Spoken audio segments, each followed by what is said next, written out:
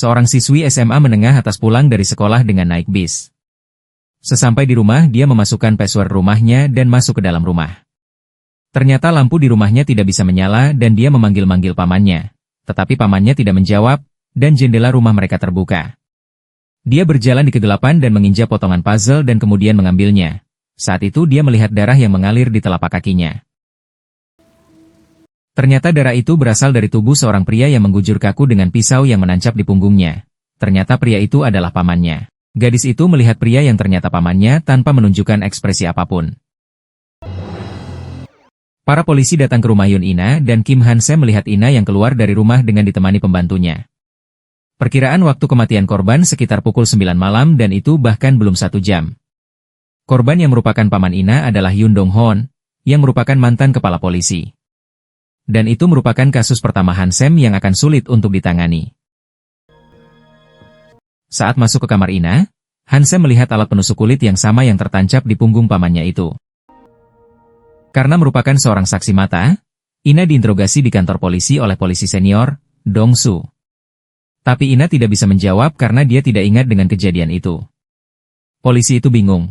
Bagaimana Ina tidak ingat karena kejadian itu baru 1 jam berlalu. Kemudian Ina menceritakan kejadian sebelum itu, bahwa dia pulang dari sekolah jam 8 malam dan dia naik bis. Mungkin sekitar pukul 9 malam dia sampai, Ina membuka gerbang dan masuk ke halaman. Lalu dia membuka pintunya, dan ingatan Ina kosong setelah itu. Ingatan Ina kembali saat pembantu memanggil namanya dan saat itu Ina berdiri di ruang tamu dengan melihat pamannya yang tergeletak di lantai. Dong Su menjelaskan ke Han Sem, bahwa tidak ada tanda masuk paksa atau perlawanan. Dan Han Sem pikir, korban mungkin kenal pembunuhnya dan dia merasa Ina adalah tersangka pembunuhan pamannya. Berdasarkan ini, pembunuhannya hanya butuh sekitar 10 menit, jalan pintas dari halte bus ke rumah tersangka akan memangkas 8 menit.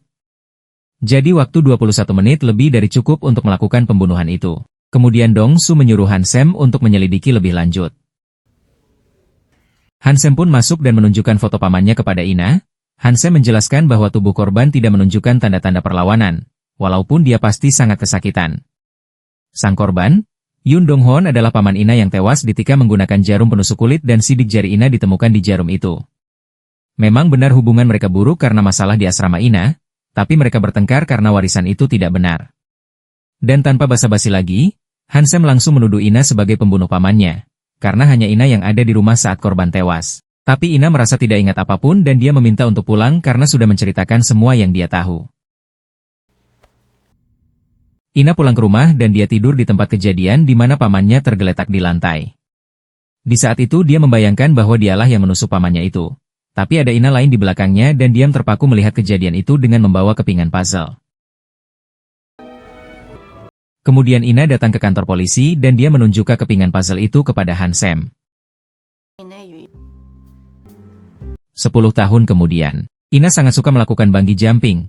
Dia melakukan beberapa kali tanpa ada rasa takut sedikit pun. Ina merasa seperti akan mati tiap kali melakukan itu. Selama 10 tahun, Ina juga rutin mengunjungi psikiater karena kejadian di masa lalunya yang berhubungan dengan kematian pamannya. Saat kejadian itu, Ina hanya menekan kode untuk membuka pintu. Kemudian dia menginjak potongan puzzle. Lampu rumah berkedip dan dia melihat pamannya di lantai. Hanya itu yang Ina ingat. Dia merasa pasti terjadi sesuatu di antara waktu itu. Sebenarnya, Ina tidak baik-baik saja, pikirannya kosong saat bersama orang-orang. Ina terlalu banyak berpikir saat pulang ke rumah. Ina merasa takut dan benci kembali ke rumah tua besar itu.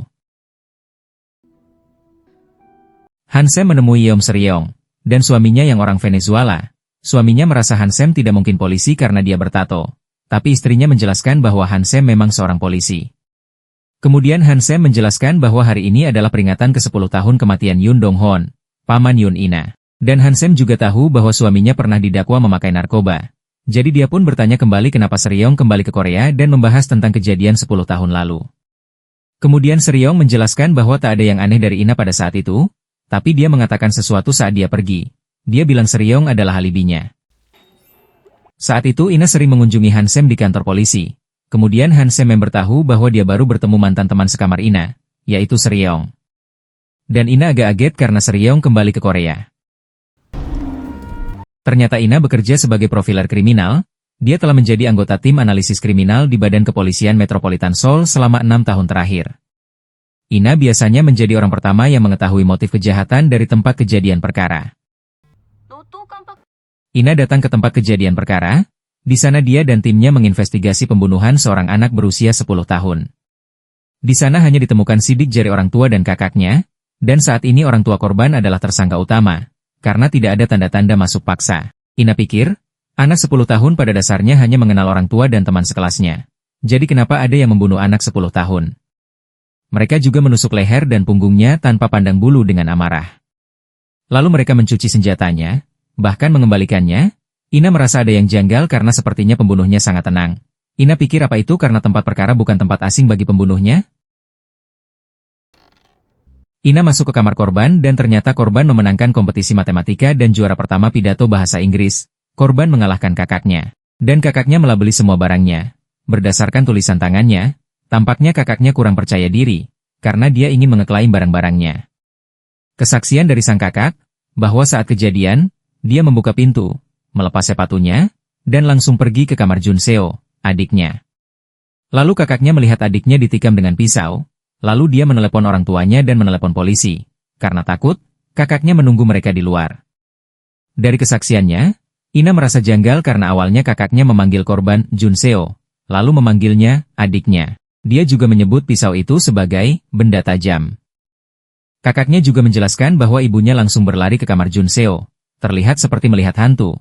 Sedangkan mata ayahnya sudah merah, sama seperti di pemakaman kakek. Deskripsinya tentang korban singkat, tapi mendetail dan figuratif untuk menggambarkan reaksi orang tuanya. Kenapa kakaknya lebih peduli dengan reaksi orang tuanya daripada mendiang adiknya? Lalu orang tuanya terang-terangan lebih menyukai adiknya, jadi Ina pun menyimpulkan bahwa sepertinya pembunuhnya adalah kakaknya. Sesampai di kantor, Ina sudah menyiapkan kopi untuk teman-teman timnya. Dia sangat hafal dengan kesukaan mereka satu persatu. Daya ingatan Ina memang bagus, tapi dia tidak ingat apa yang lebih penting untuknya. Kemudian salah satu teman tim mendapat pesan bahwa tim investigasi meminta laporan analisis. Seperti dugaan Ina, sang kakak adalah tersangka mereka, tapi dia bilang tiba-tiba tidak ingat apapun. Mendengar itu, Ina pun akan bicara dengan sang kakak itu dan lagi-lagi Ina selalu melupakan hal yang penting seperti ponsel, dompet dan kunci mobilnya. Ini adalah pertama kalinya sang kakak bertemu dengan pemrofil seperti Ina. Kemudian Ina menjelaskan bahwa dia hanya membantu penyelidikan, bukan menyelidiki. Ina di sini karena penasaran karena sang kakak tidak mengingat apa yang terjadi. Itu sama seperti Ina yang dulu juga tidak ingat sesuatu dalam hidupnya. Ina pun mulai memancing sang kakak untuk bercerita dan kemudian sang kakak menjelaskan bahwa saat kejadian, Junseo sendirian di rumah, jadi, dia langsung pulang setelah sekolah. Dia menekan kode untuk membuka pintu dan melepas sepatu dan pergi ke kamar adiknya. Saat membuka pintu, dia melihat banyak darah. Ini terjadi beberapa hari lalu.